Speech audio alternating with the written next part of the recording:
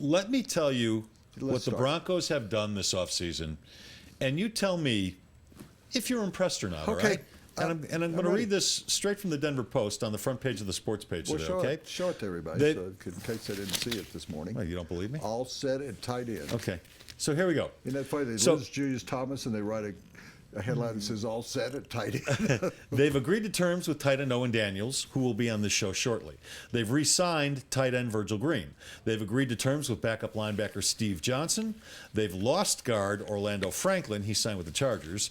They have lost Julius Thomas to Jacksonville. They're expected to lose Terrence Knighton, and we're not quite sure about Raheem Moore, the starting safety. What about Nate Irving? I know it's early. I know it's early, but what do you think so far?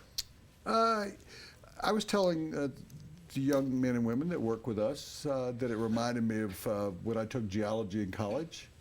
I got an F minus. That's the grade you're giving them, huh? Yeah.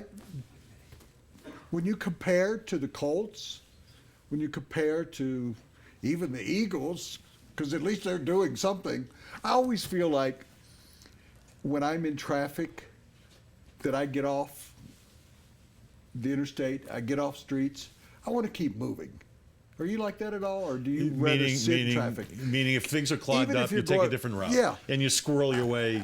I'm always, oh, yeah, I'd much rather keep moving. I agree. And truthfully, so far, their losses are totally outweighing their pluses. I would agree with that. Yes, Steven Johnson, okay, 1 year. But it's still early. I mean, it's still very, very early. If you remember, Emmanuel Sanders wasn't hired till very late in the process last year.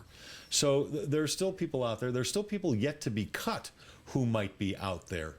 But I'll tell you one team they're not keeping up with right now as far as the moves over the last 48 hours. The Oakland Raiders have made quite a few impressive moves, signing the center, Hudson, from Kansas City.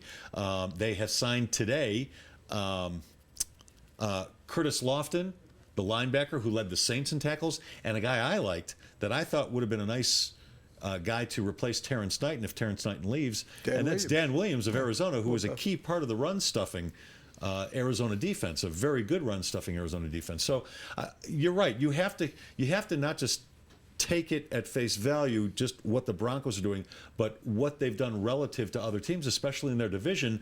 And right now it seems they're not keeping up. But again, there is still time.